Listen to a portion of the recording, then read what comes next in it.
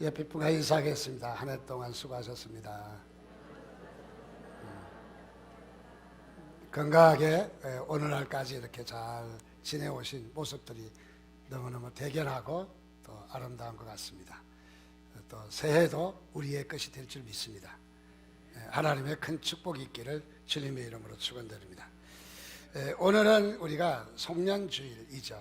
송년은 마지막 주일인데 금년에는 특별히 공교롭게도 마지막 주일이자 또 마지막 31일 이렇게 같이 겹치게 돼서 송년의 의미가 더한 것 같은 그런 생각이 듭니다.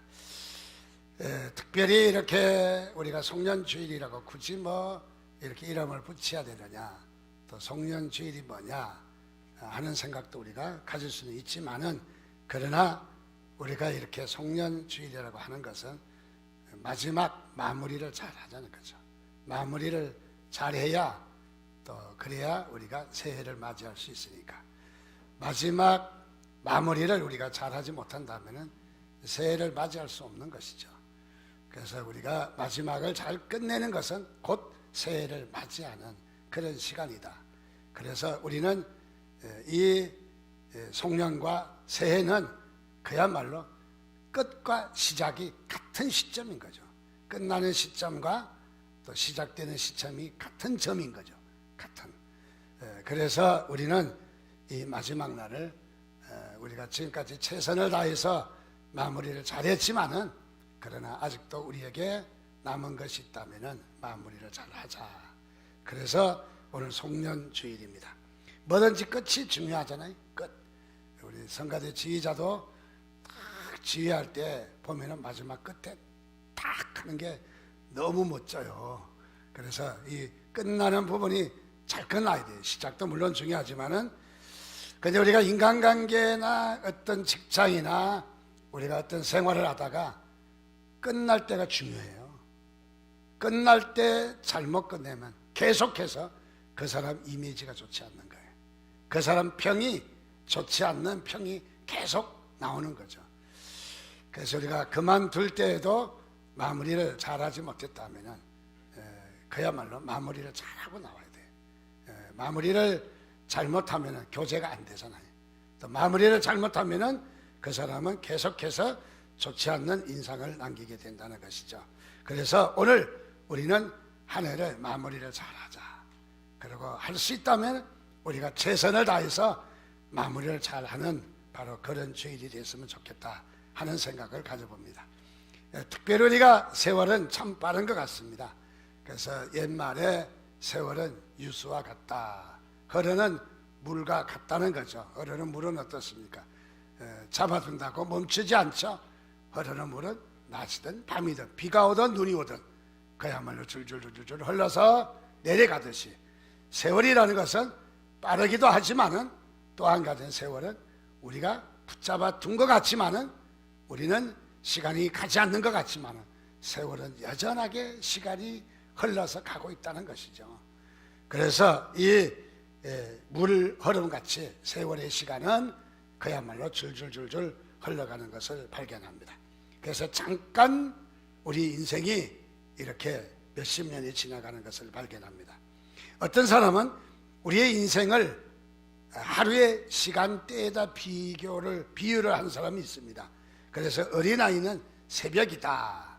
그래서 어린아이는 그야말로 모든 게 깨끗하고 희망적이고 오로지 앞날밖에 없다. 과거는 없고 앞날밖에 없다. 그래서 새벽이다. 그렇게 말합니다.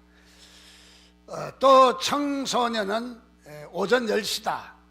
이제 막 시작해서 아직 이슬도 제대로 마르지 않는, 그래서 이 청소년은 하루를 기대하고 넘치는 기대감 속에서 하루를 시작하는 바로 청소년의 모습이라는 거죠.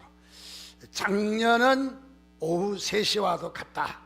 벌써 해가 지려고 하는 하루를 마무리할 때 얼마 남지 않았다 하는 것을 보여주는 것이 작년의 때가 아닌가 하는 생각을 갖습니다. 중년은 오후 6시라는 거죠. 일을 마쳤습니다.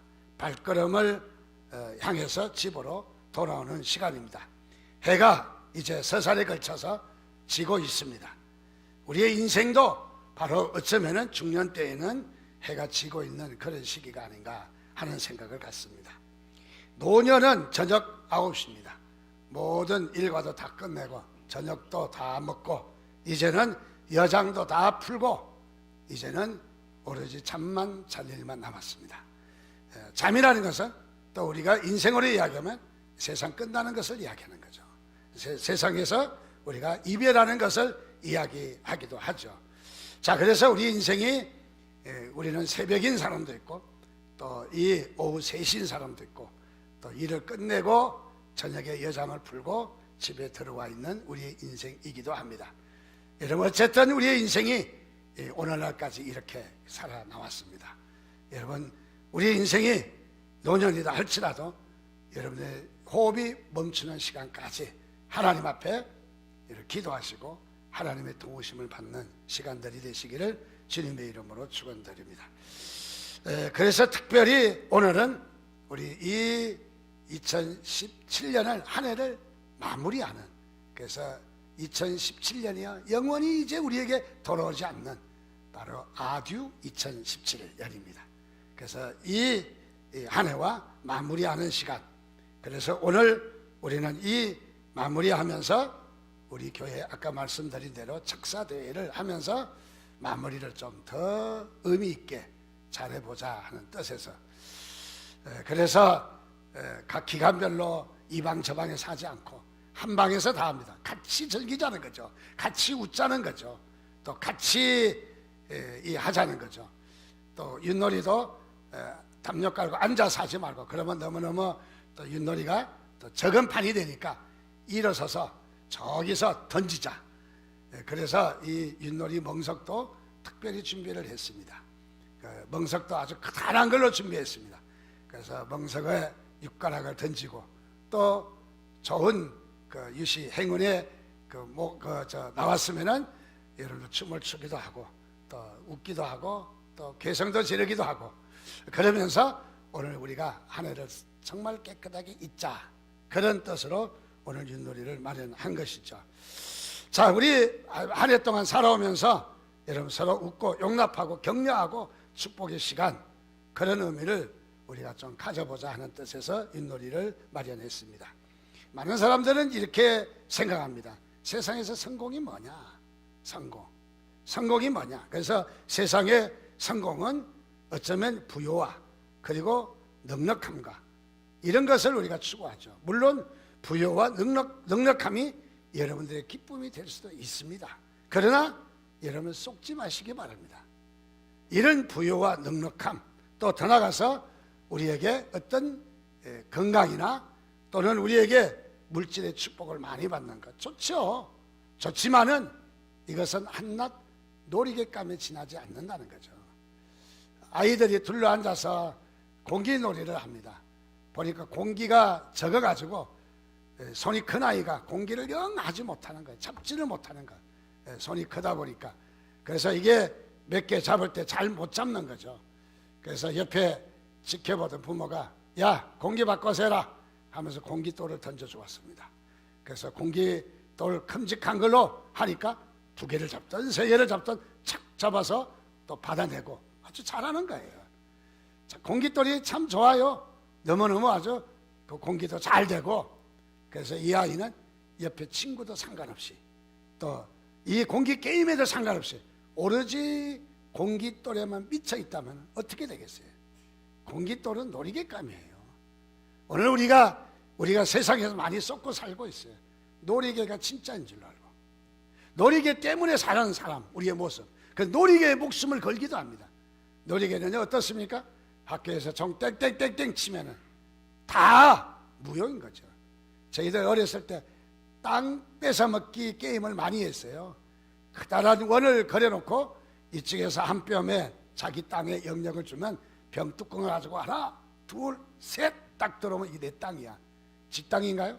종 땡땡 치면 다 끝나는 거야. 네 땅도 아니고 내 땅도 아닌 거죠. 우리 세상에서 많은 우리가 성공, 세상에서 부유, 세상에서 돈, 세상에서 명예, 세상에서 우리에게 있는 이 많은 것들이 진짜인 줄 알고 따라가지만 말짱 다 껍데기입니다. 거기는 따라가 봤자 여러분들 허탈감밖에 없다는 것이죠. 물론 우리가 살아가면서 필요하기는 합니다. 또 있어야 되는 것도 사실입니다. 그러나 그것이 우리에게 진짜는 아니다는 것을 우리는 기억해야 합니다. 그래서 한 해 동안 좋은 자동차도 사고 또 이 회사도 잘 되고 돈도 많이 벌면 축복받았다. 그래서 아유 집사님 복 받았습니다. 집사님 축복 받았습니다. 하는데 진짜 그게 축복인가? 우리는 다시 한번 우리 자신을 살펴봐야 됩니다. 얼마 전에 이렇게 좀 오래됐습니다만은 이상한 헌금이 하나 올라왔습니다. 그 헌금의 내용은 이렇습니다.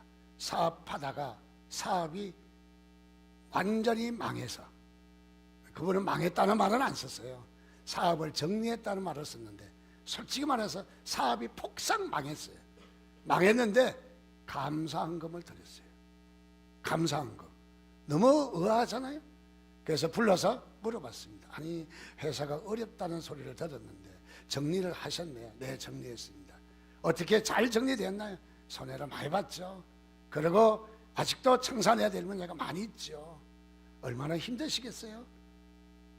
힘내세요 집사님. 아 괜찮아요 목사님. 축복입니다. 그래서 아니 뭐가 축복이에요? 안 된 것도 축복이죠. 정리할 것은 정리해야죠. 그러면서 감사를 잃지 않는 거예요 이분이. 그래서 하나님 앞에 자기가 기쁜 마음으로 감사 예물을 드렸다는 거야. 그래서 그 이후로 아직까지 한 통도 감사 예물이 일이 안 돼서 감사합니다 하는 예물 못 받아봤어요. 내년에는 좀 기대를 해봅니다. 어쨌든 자 무엇을 말합니까?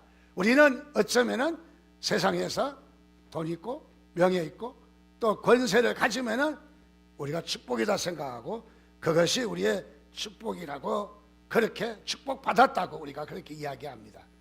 그런데 성경은 그렇게 말하고 있지 않습니다. 성경은 오히려 병약하고 실패하고 가난하지만은 이것이 축복이라고 성경에는 이야기할 때가 많다라는 거예요. 물론 물질의 축복을 받지 말라는 것은 아닙니다.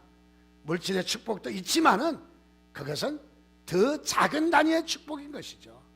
더 큰 단위의 더 큰 축복은 또 다른 의미가 있다라는 것이죠. 그래서 우리는 약하고 병들고 가난할 때 하나님께서 우리에게 축복하시는 축복인 것을 발견합니다. 그래서 성경은 우리의 상식을 완전히 뒤집어 놓습니다. 여기에 보니까 성경은 우리의 연약함이 은혜라는 거예요. 연약함이 우리에게 약한 것이 복이라는 것입니다. 그래서 성경은 우리의 상식을 완전히 뒤집어 놓습니다. 그것은 다름이 아니라 성경은 연약함이 바로 은혜라고 축복하고 있습니다.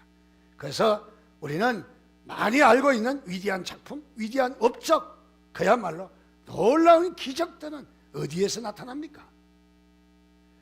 자, 이런 많은 기적과 위대한 업적과 위대한 작품은 오히려 우리가 연약할 때 나타나더라고요. 우리가 약할 때 많이 나타나더라는 거죠. 약할 때. 우리 지난 금요일은 우리 배너라는 참으로 위대한 명작의 영화를 봤습니다. 2016년 판이라 좀 다르더라고요. 원작하고는. 근데 저는 원작이 훨씬 더 좋다고 생각해요. 근데 그 배너라는 이 사람이 그야말로 자기 여동생의 이 그야말로 총독이 지나가는 자리에 기와장 하나 떨어뜨린 것으로 말미암아 그의 인생은 떨어집니다. 그래서 노예로 죽을 자리로 그야말로 이 말할 수 없는 학대와 비난과 고난과 말할 수 없는 어려움으로 시작이 됩니다. 그것이 저주이고 그것이 멸망한 것 같지만 위대한 배너가 탄생하게 된 것은 바로 거기서부터 시작하는 것이죠. 즉 다시 말하면 우리는 위대하고 좋을 때만 축복이 아니라는 것이죠. 우리 한 해 동안 지난 한 해를 생각해 보면 그래 힘든 일도 많았고 생각하고 싶지 않은 일도 있고 때에 따라서는 가슴을 치고 울고 싶을 그런 여러분들의 억울함과 아픔도 있을 수도 있습니다만 그래서 기억하고 싶지 않다. 정말 어느 해는 나는 생각하고 싶지 않다. 그런 마음을 여러분이 가질 수도 있었을 것입니다. 그러나 돌이켜보면 하나님은 그때 일하신다는 거죠. 하나님은 그때 우리 성경에도 보면 그야말로 연약할 때 바로 큰 업적은 나타났다는 거죠. 연약할 때 우리 유명한 인물 가운데도 우리가 잘 알고 있는 베토벤 음악가 아닙니까? 그는 기가 먹었습니다. 음악에서 기가 들리지 않는다는 것은 치명적인 그건 아픔이에요. 치명적인. 그야말로 그는 어쩌면은 이런 기가 들리지 않는 데서 그 약함 가운데서 교향곡이라고 하는 위대한 작품이 나왔다는 거죠. 여러분 아프다고 못하는 거 아닌 거죠. 기가 안 들린다고 음악을 못하는 것은 아니라는 것이죠. 오히려 하나님이 일하는 시간이라는 것이죠. 그렇습니다. 제2의 성경이라고 불리는 우리 존 번연의 철로 역정이라고 있습니다. 성경 다음으로 많이 읽혀지고 많이 팔린 책입니다. 여러분들도 꼭 읽으셔야 됩니다. 우리 그리스도인들이 살아가는 과정을 낱낱이 그린 바로 그런 책이죠. 이 존 번연은 어떤 처지에 이 책을 썼습니까? 그런 다름이 아니라 이 감옥 속에서 음침하고 습하고 좋지 않는 감옥 속에서 갇혔는데 눈썹에 곰팡이가 필 정도로 그야말로 그런 음침한 감옥 속에서 위대한 작품이 나왔습니다. 그렇습니다. 이 우리에게는 연약할 때 우리는 버려진 시간이라고, 우리는 어쩌면 고난받을 때, 우리는 어쩌면 이런 병약할 때에 우리는 버려진 시간이라고 그렇게 말할지 모르지만은 하나님은 그 가운데서도 일하시는 하나님이심을 우리가 발견할 수 있습니다. 최초의 독일어로 성경을 번역한 마틴 루터, 바로 1517년 마틴 루터는 공민권을 박탈당합니다. 그리고 그는 원수의 눈을 피해서 그야말로 숨어서 이리저리 피해 다니는 바로 그런 시간이었습니다. 발트부르크 성에서 그는 이 갇혀서 숨어서 그는 어떻습니까? 이 성경을 번역해냈습니다. 위대한 일을 한 것이죠. 또 우리가 잘 알고 있는 이 그야말로 이 화니 크로스비라고 하는 이 사람은 약 7,000편의 주옥 같은 바로 이 찬송시를 쓴 사람입니다. 대표적인 찬송이 우리가 잘 알고 있는 제집 맡은 우리 구주 어찌 좋은 친구인지. 이 찬송시는 언제 이 크로스비가 썼느냐 하면은 자신의 애인이 물에 빠져 죽고 시신 앞에서 바로 지어낸 찬송의 시입니다. 바로 그게 찬송이 되었습니다. 그렇습니다. 그는 이런 연약할 때, 앞을 보지 못할 때 바로 이런 위대한 찬송이 나왔다는 것이죠. 우리가 정례에 몇 년 전에 이렇게 관계를 가졌던 우리 안정규 형제가 연세대 이 경제학과를 우수한 성적으로 나와서 참으로 좋은 인재인데, 그런데 이 정규 형제가 눈이 점점 시력을 잃어갑니다. 그래서 점점 세상이 부옇고 보이지가 않습니다. 그래서 아주 이제 눈이 많이 어두워져서 시력에 장애가 왔습니다. 그래서 어디 외출하려면 지하철 타려고 기다리겠다 뚝 떨어져서 사람들이 구출해주고 또 웅덩이에 빠지기도 하고 또 가다 부딪히기도 하고, 그래서 완전 장님은 아닌데 그래서 많이 이렇게 앞을 잘 보지 못하는 그런 어려운 지경이 있었습니다. 어려운 지경에 이분이 그 팀앤팀 우리 이용주 선교사의 뒤를 따라서 아프리카를 가겠다는 거예요. 그래서 모두가 모여서 걱정했습니다. 눈이 잘 보이도 가기 힘든데 아프리카를 어떻게 가느냐, 갈 수 없다, 선교사로 부름이 아니다, 많이 이야기를 했지만 아니라는 거예요. 가겠다는 거예요. 꼭 가겠다는 거예요. 시력이 좋지 않은데 그야말로 저희들하고 전도여행 갈 때도 막대기를 이렇게 잡고 하나는 뒤에서 잡고 하나는 앞에서 잡고 밀어주고 당겨주고 그러면서 전도여행을 다녔던 기억이 납니다. 자, 그런데 이 정규 형제가 아프리카에 도착했습니다. 선교사로. 그런데 아프리카에 도착했는데 나머지 팀들을 통해서 아프리카의 그 우물 파는 이 펌프 파는 일을 하는데 주민들이 마음의 문을 열지 않는 거예요. 마음의 문을 열지 않는 거예요. 그런데 이 정규 형제가 주민들의 마음을 사고 마음의 문을 열었습니다. 어떻게 열었냐면 이 원주민들은, 아프리카 원주민들은 손님이 오면 큰 대접을 하는데 면도칼로 소요목을 따가지고 생피를 받아가지고 거기다 우유를 조금 부으면 딸기 우유 같이 되는 거죠. 색깔은 딸기 우유인데 그게 생피라고 생각하면 여러분 먹겠어요? 저 도저히 못 먹을 것 같아요. 비린내도 날 것이고 징그럽기도 하고 뭐 내가 흡혈귀도 아니고 어떻게 내가 생피를 먹어. 자, 그것을 먹어야 되는데 다 못 먹는 거죠. 다 줘도 못 먹는 거예요. 여러분, 선교지에서 음식을 못 먹으면 선교사 철수해야 됩니다. 선교사로 있을 자격이 없는 거예요. 다른 선교사들 다 이걸 먹지 못하는데 정규 형제는 이걸 뻘떡뻘떡 마시는 거예요. 그래서 아프리카 주민들이 와 환호가 터져서 마음의 문을 확 여는 거예요. 그래서 좋은 전도가 이루어진 거고 좋은 우물 파는 사역이 이루어진 거예요. 그래, 왜 먹었냐라고 물으니까 눈에 뵈는 게 없다는 거예요. 눈에 뵈는 게 없다는 거예요.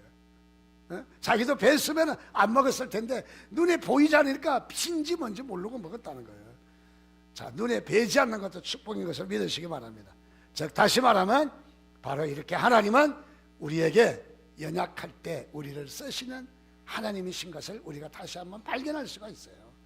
그래서 우리는 2017년 우리가 한 해를 우리가 보내면서 우리가 아프고 병들고 신음하고 어려움 당하고 일이 잘 되지 않고 기억하고 싶지 않는 일이 있었다 할지라도 하나님은 여전히 역사하셨다는 거예요. 하나님은 여러분 뒤에서 여전히 역사하시는 그런 하나님이신 것을 여러분 믿으시기를 바랍니다. 우리 성경에 나오는 유명한 인물, 우리가 바울이라는 사람이 있습니다. 이 바울이라는 사람은 어떤 사람입니까?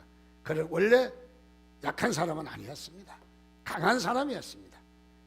그는 놀라운 지식도 갖고 있었고 그리고 권세도 갖고 있었고 그의 가문은 자랑할 수 있는 그런 가문이었습니다. 그에게 이 권세가 얼마나 대단한지 예수 믿는 사람을 잡아 죽일 수 있는 그런 권세까지 있었습니다. 그리고 그런 배경이 탄탄한 아주 좋은 그런 인물이었습니다. 자, 그런 인물일 때 그는 한 일은 아무것도 없습니다. 오히려 남에게 상처 주고 아픔을 주고 남에게 어려움을 갖다 주는 일밖에 하지 않았다는 거죠. 하나님이 이 사울이란 이름을 높아진 자라면 바울이란 이름은 낮아진 자거든요. 그래서 이 사울이란 이름에서 바울이란 이름으로 바꾸면서 그의 생애가 달라지기 시작한 것은 언제부터인가? 그가 하나님의 은혜를 받고 나서부터 연약해졌다는 거죠. 연약해졌습니다. 그는 말 잔등에서 떨어졌습니다. 눈이 어두워졌습니다. 사람들에게 끌려다녔습니다. 사람들에게 핍박을 받아서 추격을 당하는 그런 입장이 되었습니다. 말할 수 없는 연약한 가운데 고통을 받고 있었습니다. 육체적인 연약함도 있었습니다. 얼마나 괴로웠던지 그의 생애를 이렇게 표현한 곳이 있습니다. 말뚝을 깎아서 자신의 몸을 찌르는 것과도 같다. 얼마나 괴로움이, 얼마나 그게 아픔이 큰지 이렇게 이야기합니다. 성경에도 이야기합니다. 그는 강도를 만났다. 강도의 위험. 물을 만나서 그야말로 태풍을 만나고 물의 바다에서 파도가 쳐서 죽을 고비를 만났다. 이런 풍랑의 위험 또는 동족의 위험. 동족이 자신을 잘 보호해야 되는데 동족들이 자기를 죽이자고 그야말로 이 창을 가지고 오고 이런 동족의 위험, 배고픔의 위험, 굶주림의 위험, 온갖 어려움을 다 그는 가졌다는 것이죠. 자, 이런 어려움이 그에게 있었지만은 이 바울은 그의 어려움을 어떻게 해석합니까? 7절에 보니까 여러 계시를 받은 것이 지극히 크므로 너무 자고하지 않게 하시려고 내 육체의 가시 곧 사단의 사자를 주셨으니 이는 나를 쳐서 너무 자고하지 않게 하려 함이하심이라. 바울은요 자신에게 닥친 고난이 재수없어 나에게는 있긴 뭐야, 왜 내가 나는 이렇게 믿어야 되고 나는 왜 이렇게 사역해야 되냐 원망하고 불평하고 짜증내는 것이 아니라 바울은 이렇게 해서 내가 교만하지 말라고 하나님이 나에게 주신 가시라는 거예요. 나에게 주신 은혜라는 거예요. 은혜라는 거. 바울은 한마디로 얘기하면 해석의 명수예요. 해석의. 여러분들 우리가 살아가면서 똑같은 일이 바뀔 수는 없다면은, 만약에 바꿀 수가 있다면은 바꾸세요. 바꾸면 되겠죠. 그런데 이 사건을 내가 바꿀 수가 없다면은 해석을 잘하면 돼요. 해석을 잘하면 여러분의 변화가 나타나고 기적이 나타나는 거죠. 여러분들 이런 어떤 팩터에 대해서 여러분의 해석을 바꾸지 않으면 여러분들 그것이 바뀌어지지 않습니다. 기적이 일어나지 않습니다. 우리의 기적은 어디에서 일어나느냐? 해석의 차이인 것이죠. 어떻게 해석하느냐? 바울은 그렇게 이야기합니다. 다름이 아니라 약한 데서 온전하여 침이라는 거죠. 약한 것이 은혜라는 것이죠. 내가 교만할까 봐 하나님께서 나에게 가시를 주셨다는 것이죠. 가시. 그의 가시는 무엇입니까? 그의 가시는 대체적으로 두 가지를 해석합니다. 다메섹 도상에서 강한 빛으로 하나님이 임재하실 때 그의 눈이 멀었다. 그래서 안질이 걸렸다. 그래서 눈이 멀었다. 그래서 잘 보이지 않는다. 그래서 아까 정규 형제처럼 가다가 넘어지고 부딪히고 빠지고 뭐 이런 일이 많았겠죠. 자, 그런 사람이 선교여행을 갑니다.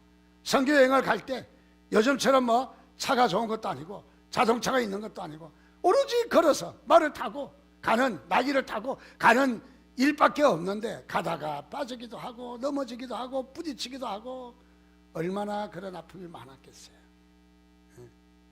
하루를 시커먼 여기에 딱지가 앉아가지고 상처가 났고 사도 바울이 나타났습니다.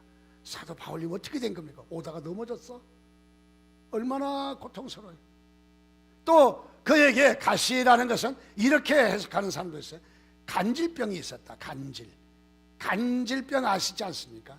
간질은 멀쩡하게 있다가 그냥 쓰러져서 입에 거품을 물고 땅에서 허버적거리고 기는 거 아니겠습니까? 자, 바울은 어떤 사람이? 설교 잘합니다. 말 잘합니다. 지식 많습니다.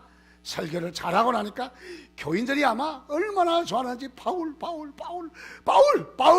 막 외쳐대고 연호를 하고 그야말로 좋아서 막 행가리라도 한번 치려고 아마 하지 않았겠습니까? 그런데 행가리를 치려는 순간 눈을 훌떡 뒤집고 그리고 바닥에 쓰러져서 허부적거리고 입에 거품을 내고 있는데 아무도 못 만지잖아요. 자, 그리고 옷을 툭툭 털고 일어나는 거죠. 얼마나 창피하겠어요. 사실 자존심 무척 상할 것 같아요. 차라리 설교를 못하든지 안 하든지 아니면 사명 감당 안 하든지. 그런데 사명 감당해야 되는데 이 간질 때문에 내가 사명 감당하라고 하나님이 계시면 나와보십시오 좀. 원망하고 하나님께 대해서 대항하고 싶은 생각 왜 없겠습니까? 근데 바울은 해석을 잘한 거예요. 미안하지만 이것이 내가 교만하지 말라고. 내가 교만하지 말라고 하나님께서 나에게 주신 가시라는 것이죠. 사실 생각해보면 사도 바울은 교만할 수 있는 이유가 너무너무 많은 사람이에요. 교만할 수 있는 이유가. 그가 인생을 바꿨죠. 모든 것을 버렸죠. 주님 때문에 모든 것을 버렸어요. 주님이 높아주셔야 되지 않겠어요? 재산도 다 팔아, 명예도 다 팔아, 자신의 지식도 다 배설물로 여겼다. 다 필요 없다는 것이죠. 그리고 주님만 따라갑니다. 그리고 어떻습니까? 그는 성경을 14권 쓴 사람이에요. 저는 아직 한자도 못 썼습니다. 필사 성경이라도 한번 해봤으면 그것도 아직 못 해봤습니다. 사도 바울은요 14권 쓴 사람이에요. 이 정도 되면은 어떤 사람은 이런 말을 합니다. 예수의 종교가 아니라 바울의 종교다. 기독교는 그런 말을 하기도 합니다. 자, 얼마나 이 바울은 성경도 썼죠. 선교 여행도 얼마나 다녔습니까? 고생을 얼마나 많이 했습니까? 교회는 얼마나 많이 세웠습니까? 어디 하나 내놔도 꿀릴 게 없는 사람이에요. 정말 교만할 수 있는, 정말 자신을 의시될 수 있는, 이 정도 되면은 내가 큰 소리 칠 수 있는 그런 자리 아닙니까 바로.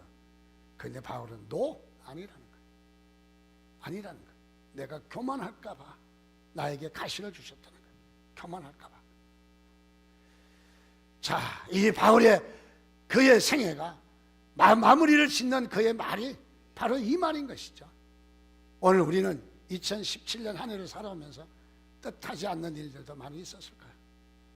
때에 따라서는 사기당하고 억울하게 손해보고 또 때에 따라서 일이 되지 않아서 그렇게 기대하고 뛰어들었는데 일이 되지 않아서 여러분은 2017년을 버리려고 하지는 않습니까? 행여나 2017년을 저주하려고 하지 않습니까? 여러분, 그렇다면 여러분 뭔가 큰 것을 놓치고 있다는 거죠. 하나님은 이 2017년에 하신 것이 2018년에 발판이 된다는 거예요. 17년이 없이 새해는 없다는 것이죠. 묵은 해가 없이 새해는 없다는 것이죠. 그래서 우리는 이 새해를 맞이하기 전에 오늘 하루의 짧은 시간이라도 여러분을 다시 한번 반성하고 다시 한번 여러분이 기회를 잡는다면 여러분에게 새해는 놀라운 축복의 해가 될 줄 믿습니다. 남북 전쟁할 때에 한 무명 용사가 이런 시를 지었습니다. 무엇이나 얻을 수 있는 힘을 달라고 하나님께 구했으나 나는 약한 몸으로 태어나 겸손히 복종하는 것을 배웠노라. 큰 일을 하기 위해서 건강한 몸을 구했으나 도리어 병을 얻어 좋은 일을 할 수 있게 되었고 부를 얻어 행복하기를 간구하였으나 가난한 자가 됨으로써 오히려 지혜를 배웠노라. 한번 세도를 부려 만민의 찬사를 받기를 원하으나 세력 없는 자가 되어 하나님을 의지하는 자가 되었고 생을 즐기기 위해 온갖 좋은 것을 바랬으나 하나님은 나에게 생명을 주사 온갖 좋은 것을 즐길 수 있게 하셨다. 내가 바라고 원하던 것은 하나도 받지 못하였으나 은연중에 나의 희망은 모든 것을 얻었나니 나는 부족한 데서 내가 간구하지 않는 기도까지 다 응답되었으며 이제 나는 많은 사람들 가운데서 가장 충족한 은혜를 받았노라. 어떻습니까? 여러분, 없는 것 같지만은 빈손인 것 지만은 하나님은 여러분 지난해도 풍성하게 채워주신 것을 믿으시기를 바랍니다. 자, 그러면 우리가 이런 것을 우리가 축복을 받으려면은 우리에게는 한 가지 전제가 있습니다. 그것은 뭐냐면 우리는 성장이 아니라는 거예요. 여러분 성장을 원하잖아요. 성장. 70년대에 미국에서 더세게 일어났던 바로 신학운동이 성장학이었습니다. 교회 성장학. 그래서 우리나라에도 교회 성장학을 논문 써서 박사학위를 받은 사람이 많이 있습니다. 그래서 교회 성장학, 너도 나도. 그래서 미국의 풀러신학교를 중심으로 해서 교회 성장학이 막 꽃을 피웠습니다. 선풍을 일으키고 막 그야말로 교회 성장학. 그런데 교회 성장 학파들이 교회 성장이 안 되는 거예요. 교회 성장학 강사들이, 교회 성장학 교수들이 교회가 성장이 안 되는 거예요. 교회 성장을 배운 박사들이 나가서 교회를 하는데 교회가 안 되는 거예요. 뭔가 여기 문제가 있다. 그래서 교회 성장 학파들이 한 방에 날아갑니다. 한 방에. 뭐에 날아가냐면 교회 성장이 아니라 교회 건강이다. 그래서 건강 학파한테 한 방에 날아갑니다. 자, 우리는 무엇을 말합니까? 많은 사람들은 성장을 원합니다. 성장은 나뭇잎입니다. 성장은 어떻습니까? 눈에 보이는 가시적이라면, 물론 성장이란 말 속에 건강이란 말이 포함되는 것도 맞지만은, 그러나 성장은 너무 일변도라는 거죠. 자, 우리는 얼마나 신앙생활에 성장했느냐라는 말은 얼마나 오래 믿었느냐, 또는 직분이 뭐냐, 또는 우리가 어떤 일을 했느냐, 여기에 관심이 많을 수도 있어요. 그런데 주님은 또 아니라는 거예요. 성장이 아니라 건강이라는 거예요. 건강. 여러분 얼마나 건강한 신앙생활을 하느냐가 중요한 거예요. 얼마나 건강하냐. 건강은 뿌리인 것입니다. 성장은 가지인 것입니다. 가지도 키워야 되지만은 뿌리가 튼튼하지 않으면은 절대로 이 열매를 맺을 수가 없는 것이죠. 그래서 우리는 이 가지가 있지만은 또 하나는 우리에게 뿌리가 있다라는 사실을 우리는 기억해야 합니다. 우리에게도, 우리의 신앙생활에도 뿌리가 있다는 사실, 뿌리를 먼저 건강하게 해야 됩니다. 그래야만이 우리가 이 신앙생활을 승리할 수 있다는 것이죠. 우리가 잘 알고 있는 우리 타이타닉의 우리 그야말로 에드워드 스미스 선장, 만나보지는 않았지만 잘 알고 있죠. 하도 이야기 들어서. 그런데 이 에드워드 스미스 선장은 타이타닉 거대한 배를 책임자로, 선장으로 배를 운항하게 되었습니다. 그런데 이 배를 운항하기 전에 그에게는 원치 않게도 2차례나 운항 사고를 낸 적이 있습니다. 그의 명예는 땅에 떨어졌습니다. 최고의 이 선장인데 그의 명예가 땅에 떨어졌습니다. 그래서 모두들 이 스미스의 운항 실력을 인정해 주지 않는 그런 시간들이었습니다.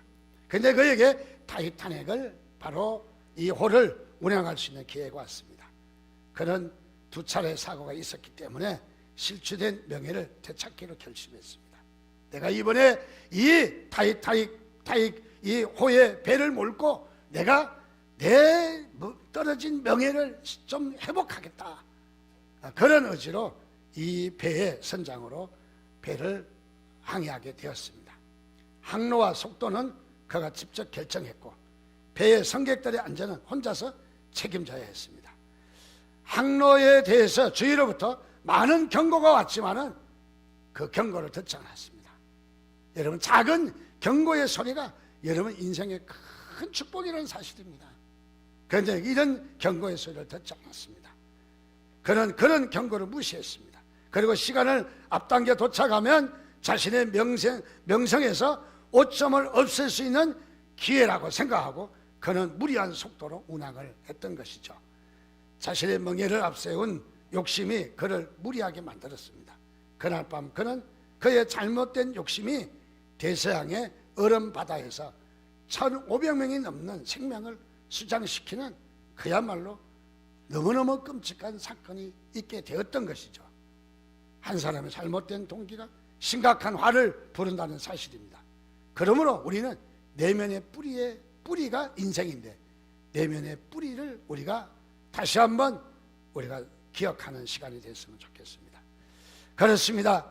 우리에게 그야말로 보이지 않고 숨어있는 우리에게 인격과 우리의 기질과 우리의 성격과 우리의 동기들, 그야말로 때가 되면 다 드러나잖아요. 때가 되면 다 나타나는 것입니다.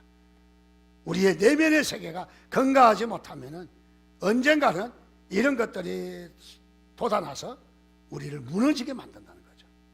우리를 무너지게 만들어요. 그래서 우리는 우리에게 하나님께서 우리에게 이 약점을 하나님께 의탁하고 여러분들 이 약점과 연약함으로 쓰임받는 여러분의 삶이 되시기를 주님의 이름으로 축원드립니다. 하나님께서 여러분들 약점 가운데도 함께 하시는 거예요. 그래서 우리는 열매가 얼마나 맺었는가가 중요합니다. 열매를 맺으려면 절대로 우리가 건강하지 않고는 맺을 수가 없어요. 우리가 성장하듯이 가지만 풍성해갖고는 우리가 열매를 맺을 수 없는 것입니다. 자, 열매를 맺으려면 우리가 두 가지는 전제해야 돼요. 첫째로 무엇이냐면 심어야 됩니다. 심지 않고는 열매를 맺을 수가 없다는 거죠. 또 한 가지는 가지는 나무에 붙어 있어야 합니다. 자, 우리가 열매를 맺으려면 예수 그리스도에게 붙어 있어야 합니다. 지난해에 여러분들이 어떤 열매를 원했습니까? 그럼 어떤 것을 심었습니까? 얼마나 심었습니까? 여러분이 지난해에 많은 열매를 소원했다면 여러분들 가지가 나무에 붙어 있었습니까? 여러분들 예수 그리스도 안에 정말 붙어 있었습니까? 한 해 동안 여러분의 삶은 어떠했는가? 우리 자신을 한번 조용하게 볼 수 있다면 참으로 좋겠습니다. 우리는 한 사람을 소개하고자 합니다. 이 사람은 다름 아니라 메디컬 센터 원장을 지낸 바로 유기원 박사님의 가문에 대해서 소개하고자 합니다. 그의 아버지는 유계준 장로님이십니다. 조만식 장로님과 함께 주기철 목사님의 교회에 장로로 섬겼는데 특별히 이 20세기 초 일제시대에 기독교의 3대 인물을 이야기한다면 주기철 목사님, 조만식 장로님, 그 다음에 유계준 장로님 세 분을 우리가 절대로 놓칠 수 없는 바로 그런 분이십니다. 그야말로 그의 아버지는 하나님을 사랑하고 그리고 교회에 충성하고 전도도 열심히 하며 주일에 일생을 바치신 분이십니다. 그런 일생을 심었습니다. 일생을 주님 앞에 붙들려 있었습니다. 그에게는 아들이 8이 있었는데, 자녀가 8이 있었는데 그의 자녀들을 한번 살펴보니까 첫째는 유계준 장로님의 발남매를 두셨는데 첫째는 메디컬 센터 원장을 지낸 유기원 박사님이십니다. 둘째는 치과 의사 유기영 박사님이십니다. 셋째로는 의사로 유기선 박사님이 있습니다. 넷째로는 서울대 법대 학장이었던 유기천 박사님이 계십니다. 다섯째는 의사로 지낸 유기진 박사님이 계시고, 여섯째는 의사로 지낸 유기옥 박사님이 있습니다. 일곱째는 약사로 지낸 유기숙 박사님이 있고, 여덟째 막내는 의사로 지낸 유기묵 박사님입니다. 모두가 다 자녀 여덟이 다 박사예요. 다 의사, 약사, 교수로 지낸 박사님이시. 얼마나 큰 축복 받았습니까? 그야말로 자녀 여덟이 모두가 다 잘 된 거죠. 여기서 끝나면 재미가 없어요. 그의 후손을 살펴보니까 108명이 됩니다. 108명 모두가 다 박사라는 사실에 우리는 감동하지 않을 수 없습니다. 자녀, 손자 108명인데 모두가, 거기에 모두가 다 박사예요. 박사. 우연히 박사가 나온 게 아니죠. 우연히 이런 가정이 된 것이 아니라는 것이죠. 그는 다시 말해 심었다는 거죠. 심었을 때 열매 맺게 하는 거죠. 또 더 나가서 그는 가지는 나무에 붙어 있었다는 것이죠. 그는 주님께 붙어 있었다는 것이죠. 여러분, 지난 한 해 동안 우리 마지막 이 만감이 교차하는 이 시간에 새해를 바라보면서 우리는 뭔가 이 시간 정리해야 될 것은 없는가? 정말 내가 순간적인 마음이지만은 내가 이렇게 마음의 정리를 한다면은 또 다른 출발이 될 것이고, 이거 시간 없는데 어떻게 그런 걸 정리해 하고 우리가 미루어 둔다면은 새해는 여러분의 것이 또 아닌 거예요. 또 하나의 나이만 먹고 가는 거죠. 나이만 먹고. 여러분, 새해 복 받으려면은 이 한 해를 정리하는 겁니다. 그래서 우리는 망년회라고 하잖아요. 망년회는 화가 나서 한 망년회인가? 망할 놈의 해가 아니라 잊자는 거겠죠. 잊자는 거. 잊는 것이 중요한 것이 아니라 저는 잊지 말고 기억하라는 거예요. 뭐가 잘못됐는지, 뭐가 열매 맺지 못하게 했는지 여러분이 진단한다면 이 한 남은 시간은 여러분의 복되고 새해는 여러분의 것이 될 줄 믿습니다. 주님께서도 여러분에게 부어주시기를 주님의 이름으로 축원드립니다. 기도하겠습니다. 우리 하나님 앞에 한 목소리로 좀 같이 기도하겠습니다. 하나님, 그렇습니다. 우리를 불러셔서 이렇게 한 해 한 해 시간을 주심을 감사합니다. 열매 맺지 못했지만은 그러나 포도원 지기가 우리 성령님이, 우리 주님이 한 해만 더 그래도 열매 맺지 않으면 나무를 벨 테니까 한 해만 더 해서 우리는 한 해 한 해 연장받아서 살아왔습니다. 여러분, 이제는 이렇게 세월을 보낼 수가 없습니다. 새해에는 반드시 축복받고 싶습니까? 그러면 이 한 해를 다시 한번 정리하시기 바랍니다. 주님 앞에 조용히 머리 숙여서 우리 한 해를 다시 한번 반성하고 회개하고 주님의 도우심을 구하며 새해를 주님 앞에 좀 결단한 시간을 갖겠습니다. 같이 한 목소리로 결단하며 기도하겠습니다. 하나님,